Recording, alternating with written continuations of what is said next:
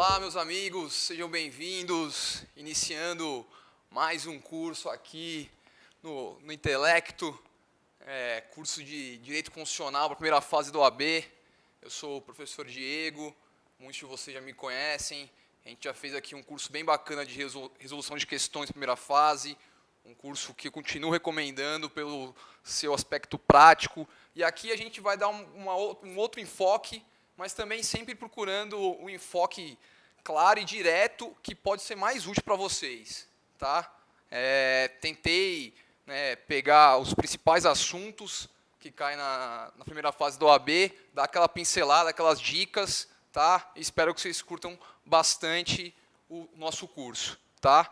Novamente, caso vocês precisem entrar em contato, tá aí meu e-mail na tela. Tá? Qualquer dúvida, comentário ou angústia, podem pegar e mandar e-mail para mim que eu vou responder com todo prazer. Beleza? Então vamos lá. Indo direto para a nossa matéria, vamos começar por teoria geral da Constituição, que é uma parte mais doutrinária da matéria, mas que também não é nenhum bicho de sete cabeças. Tá?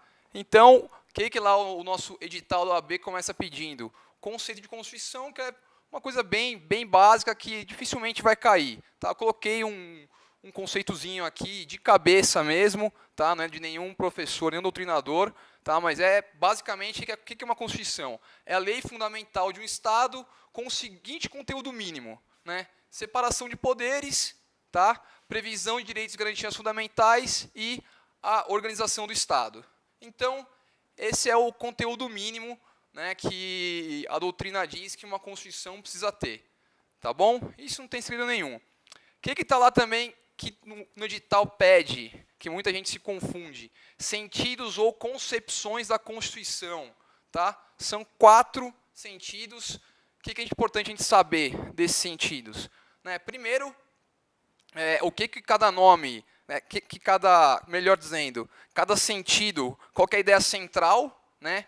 Qual que é o autor principal que pode cair, tá bom? E se conseguir lembrar também dos livros que eles escreveram, melhor ainda, tá bom? Então, vamos começar aqui. Primeiro sentido sociológico, tá? Quem que criou esse sentido aí sociológico para a Constituição? Foi o Ferdinand Lassalle, tá? Ferdinand Lassalle, ele foi um filósofo polonês, tá? Mas que viveu grande parte da sua vida na Alemanha no século XIX. Você vê que é uma coisa, né, antiga. Tá? E o que ele dizia sobre a Constituição? O que era a Constituição para Ferdinand Lassalle? Aliás, o livro, né, que ele escreveu é O que é uma Constituição? Ou O que é uma Constituição? É um livrinho, tá, de 40 páginas. Se vocês tiverem tempo, recomendo até dar uma leitura, que é uma leitura bem facinho.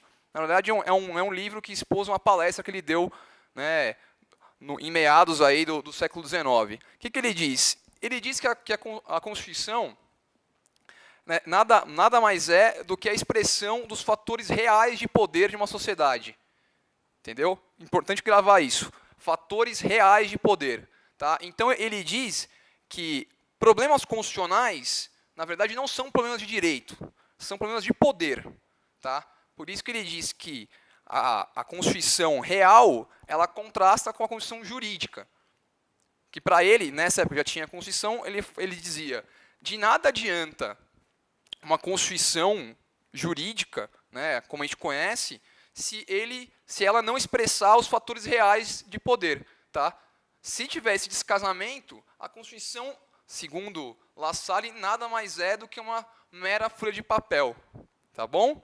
Então, importante a gente lembrar disso. Fatores reais de poder é, né, a expressão-chave para vocês mandarem bem na hora da prova. Tá? Lembrar disso. O sentido real versus, né, a Constituição real versus a Constituição jurídica. Tá? É essa crítica que ele faz. Tá bom? Então, vamos lá. O segundo sentido é o sentido político. Tá? Quem cunhou isso daí foi Carl Schmitt. Tá? Esse daqui também ele é um filósofo alemão. É importante a gente saber que ele teve ligação com o nazismo, tá? Ele é contemporâneo do nazismo, então também isso às vezes pode cair na sua prova, né, não perguntando isso, mas na frase, para vocês não se desesperarem. Tá? E o que ele diz? O que é a Constituição? A Constituição ela é a decisão política fundamental de uma nação. Entendeu?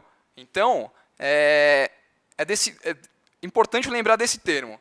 Tá? Decisão política fundamental. Tá? Essa decisão política fundamental, ele diz que vai definir exatamente na linha do que a gente colocou como conceito de Constituição.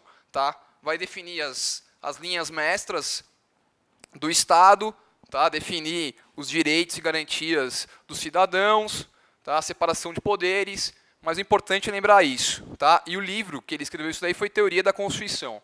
Tá bom? Partindo já para o terceiro sentido, que é o sentido que também a gente conhece mais aqui, né? Que é o sentido jurídico de Hans Kelsen. Tá? Hans Kelsen foi um filósofo também, um jurisfilósofo, né? Austríaco, tá? Que também teve atuação na Alemanha. E o que ele diz a respeito da Constituição? O que é a Constituição para Hans Kelsen? Então, a Constituição ela é uma norma pura, positivada, correto? E suprema, superior. Tá? Então, para quem não conhece nada de Kelsen, acho que com certeza já ouviu falar da pirâmide de Kelsen. Né? Isso daí a gente aprende logo no comecinho da faculdade. Né? O que fala da pirâmide de Kelsen? Né? Que a base da pirâmide precisa respeitar sempre as normas que estão superiores a ela. Tá? Maior é a hierarquia, me desculpe. Tá? Então, maior é a hierarquia da pirâmide. Tá? Então, lá no cume da pirâmide vai estar a Constituição Federal, no caso do Brasil, né? A Constituição. Tá bom? Então, o que a gente precisa saber aqui também? Então, conceito jurídico. Hans Kelsen. Aonde que ele escreveu isso? A Teoria Pura do Direito.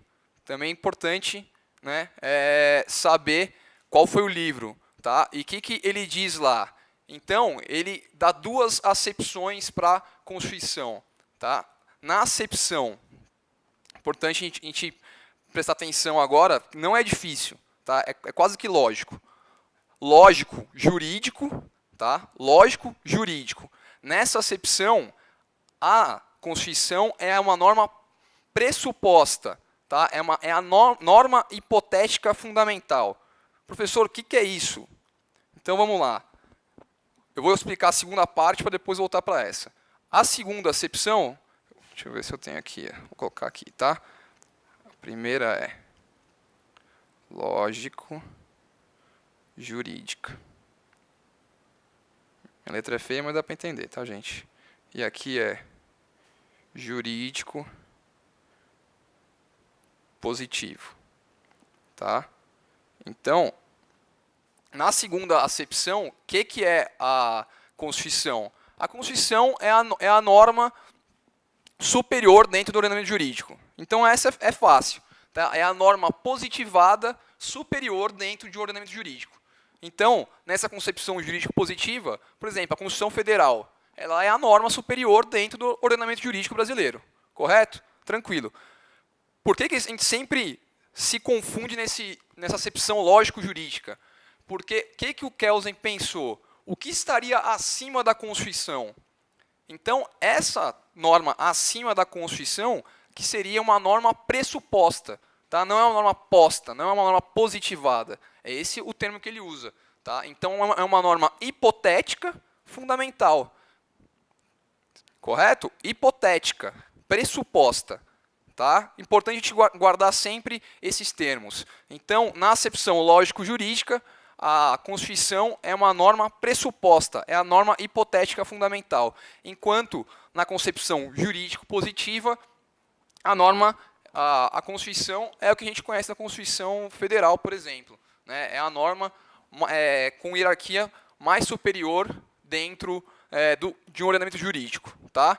Da pirâmide, só para não passar em branco, para vocês lembrarem. Então, aqui, por exemplo, estaria a Constituição Federal. Aqui estariam as leis. Aqui, os decretos. Aqui mais para baixo poderia ser resoluções. Entendeu? Então, qual que é a lógica disso aqui? Uma resolução, ela precisa obedecer o decreto, a lei e a Constituição. Certo? Quanto mais você vai subindo na pirâmide, tá? Maior é a hierarquia da norma. Beleza? Então, acho que com isso daí a gente mata qualquer questão que pedir do sentido jurídico. Último sentido que eu separei para vocês. Culturalista. O que é o sentido culturalista? Ou cultural também. Né? Na verdade, nada mais é que uma junção desses outros três sentidos. Tá? O que é o grande diferencial? Né? Os autores que adotam essa concepção de Constituição, eles creem que o grande pecado dessas concepções era que elas eram muito estanques, elas não se comunicavam. E para eles não. Na verdade, né, para a concepção culturalista, a Constituição ela é um corpo vivo, que ela interage, ela interage com a sociedade, com a sociedade real, né, com a realidade experimentada, né, em uma determinada sociedade, tá? E ela tanto determina, né, é determinante para essa realidade, quanto é determinada também. Então, é uma interação de forças que transforma a Constituição num corpo vivo, tá? Que ela pode significar, dependendo do seu momento, tudo o que as outras concepções falaram. Então, a concepção culturalista não refuta não refuta as outras concepções, tá? Não diz que elas são erradas. Na verdade, ela fala assim, elas têm que ser complementares, tá bom? Só importante lembrar disso daí. E os dois autores que eu separei, que são os mais importantes, foram o Konrad Hesse, tá? Que aqui está errado, é com H, tá, gente? É Konrad Hesse que escreve. Ele foi um autor que escreveu a força normativa da Constituição, tá? Em linhas gerais, ele até a Segunda Guerra Mundial, a lei, em muitos ordenamentos jurídicos, a lei ela tinha um peso quase igual à Constituição, ou até mais que a Constituição. Eu sei que isso pode ser estranho para a gente, mas era assim. Tá? E o Konrad Hesse fala que a Constituição tem força normativa igual qualquer outra lei, como qualquer outra norma jurídica. Entendeu? Tem até mais do que a lei, na verdade. Tá? Então, essa foi a contribuição do Konrad Hesse. E o Peter Haber, ele escreveu a Sociedade Aberta dos Intérpretes. O que ele diz lá? Que compete não só ao, nosso caso aqui é o STF, interpretar a Constituição. Toda a sociedade interpreta, e é aí que está a grande riqueza da Constituição. Né? E isso sempre tendo pano de fundo o que eu acabei de falar para vocês, que a Constituição é um tecido vivo, tá? Que interage, que determina e é determinada pela realidade experimentada numa determinada sociedade. Tá bom? Passando para o próximo ponto que eu separei para vocês, também bem facinho, que está lá no nosso edital, estrutura da Constituição. Isso aqui, facinho, não tem segredo nenhum. Estrutura, né, todo mundo sabe, a Constituição é dividida em 3 pedaços. Né? O preâmbulo, o corpo principal e a ADCT, né, que é o ato das disposições constitucionais transitórias. Beleza? O que no preâmbulo? Né, aquele bem o comecinho lá, o preâmbulo é antes do artigo 1º. Tá? Ninguém lê essa parte do preâmbulo, mas o que diz lá? Que invoca a sabedoria de Deus, sei o quê, do povo soberano, blá, blá, blá, blá. O que o STF já disse a respeito desse preâmbulo? 2 coisas. Tá? Primeiro, que é importante a gente saber, que ele não tem o peso de uma norma constitucional. Tá? Ele tem uma irrelevância jurídica, na verdade. Né? O STF disse que, na verdade, isso é só uma exortação política, tá? Que não tem a jaez de uma norma. Tá bom? Então, eu coloquei aqui para a gente não esquecer. Irrelevância jurídica não servindo de parâmetro para o controle de constitucionalidade. Tá bom? Segunda coisa, não é norma de repetição obrigatória. Tá?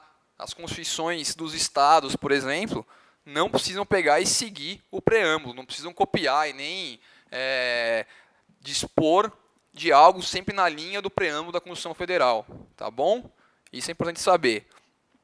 Bom, corpo principal do artigo 1º ao artigo 250, sem novidades, né? Normas jurídicas com força cogente, tá? E a ADCT, importante que a gente saiba, tem a mesma natureza jurídica, tá, do corpo principal da Constituição. Não tem hierarquia entre elas, tá bom? A única diferença é que, por serem disposições constitucionais transitórias, já existem algumas, né, lá previstas que já têm a sua eficácia exaurida, tá bom? Tranquilo, sem segredo. Vamos passar para o próximo aqui. O que eu separei aqui? Classificação das constituições.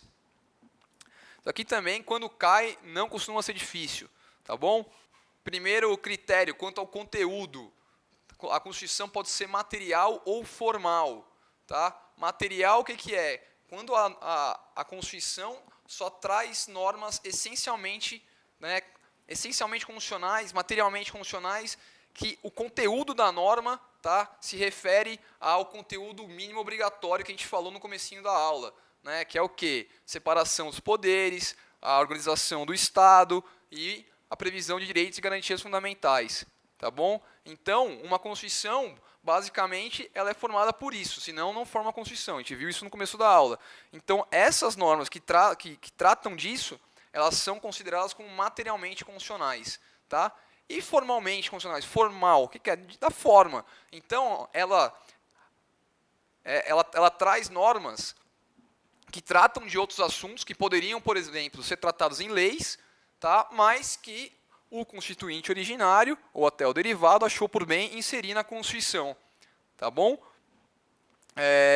Um exemplo clássico, né, de quando a doutrina trata sobre normas de conteúdo formal, né, o artigo 242, lá, o parágrafo 2º da Constituição, que fala que o Colégio Dom Pedro II, na cidade do Rio, é considerado colégio federal, né? Isso é uma norma que nitidamente não precisaria estar na Constituição, mas se colocou na Constituição, então é considerada norma constitucional igualzinha a qualquer outra, tá? Aqui, para facilitar, né, eu fui colocando na frente para a gente saber como que é classificada a nossa Constituição Federal, tá bom? Então, né, a gente sabe que a nossa Constituição é uma Constituição grande, que traz no seu bojo normas que tratam sobre assuntos mais diversos, então a doutrina ela é pacífica em dizer que a nossa Constituição Federal, quanto ao conteúdo, ela é classificada como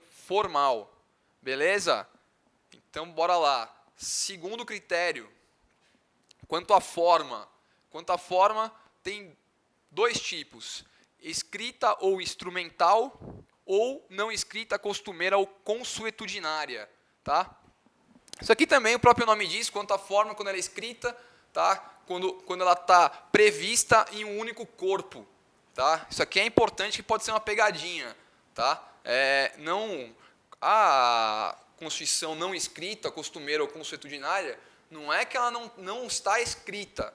Na verdade, ela não está em um único documento. Tá bom? É importante a gente saber isso.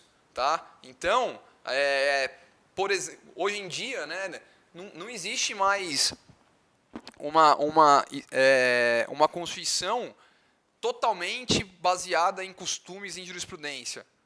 Correto? Sempre tem, né, alguma parte que ela é escrita, só que ela é escrita em textos esparsos. Tá? É essa que é a diferença.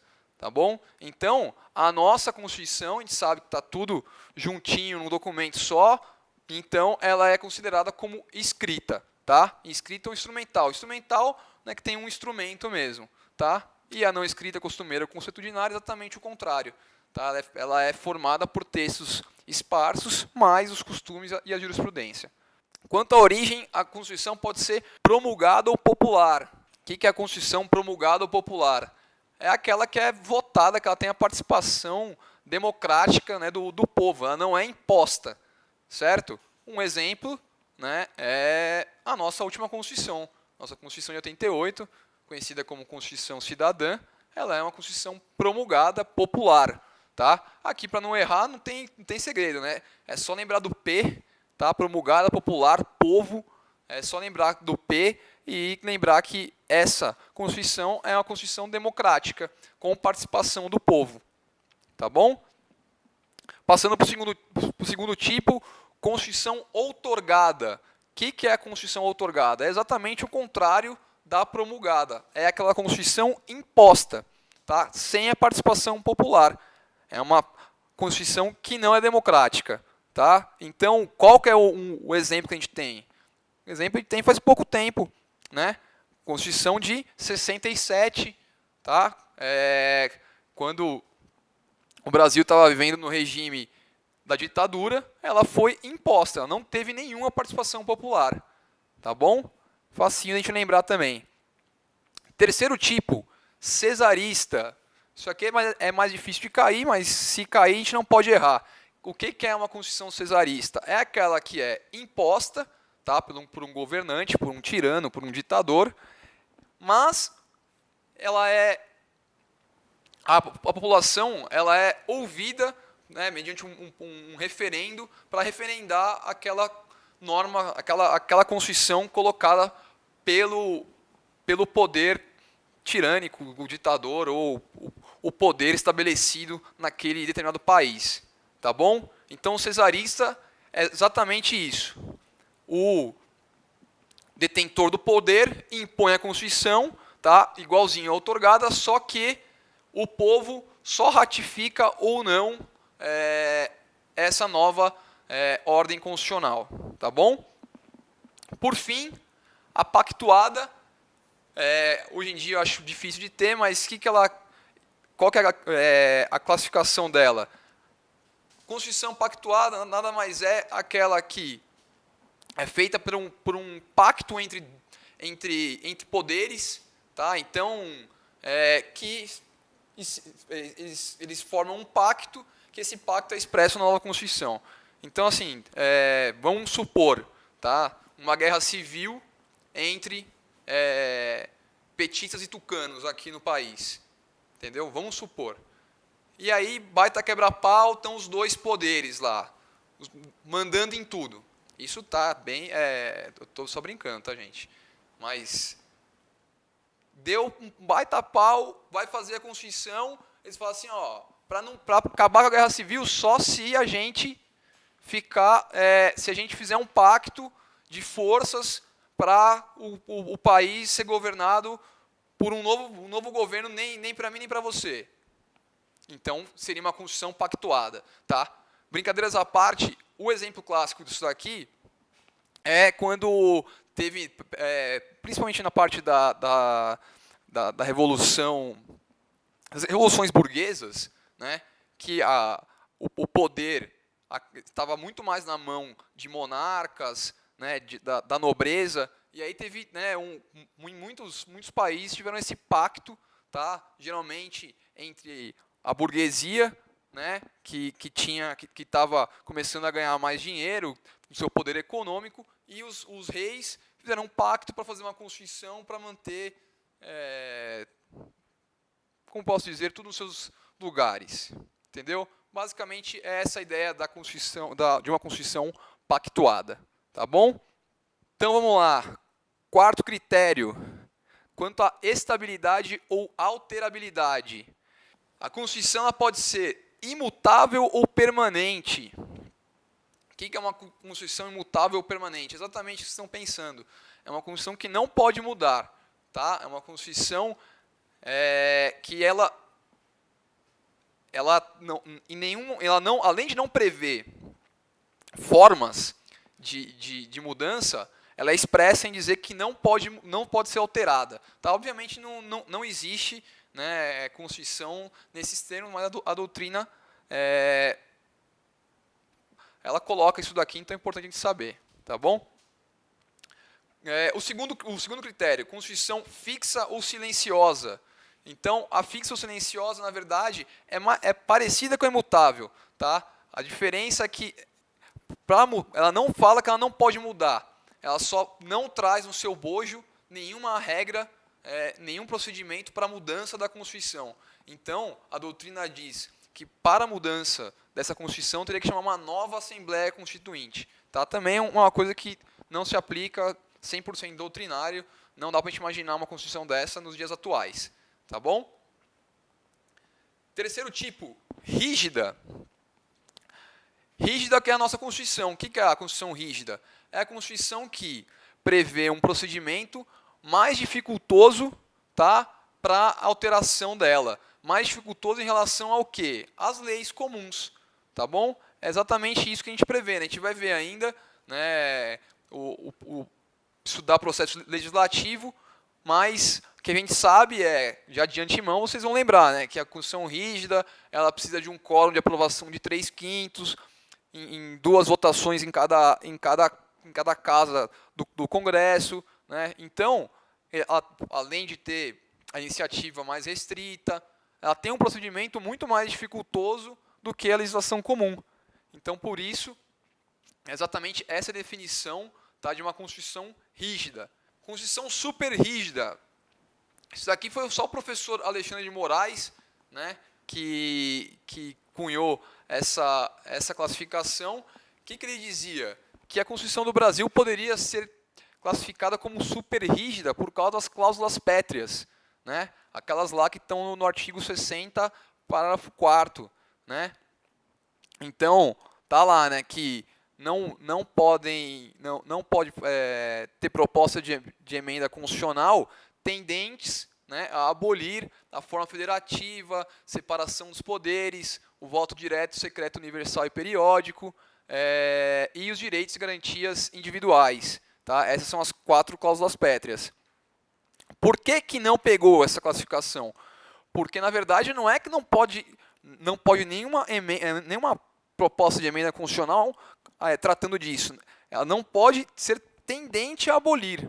Tá? Então, o STF até já se pronunciou, por isso que nessa classificação acabou não tendo a adesão, né, por parte do Poder Judiciário e por parte da doutrina. Ficou uma posição específica do professor Alexandre de Moraes, mas é importante a gente saber, né, principalmente agora que ele virou ministro do STF, vai que cai, importante a gente saber isso daí.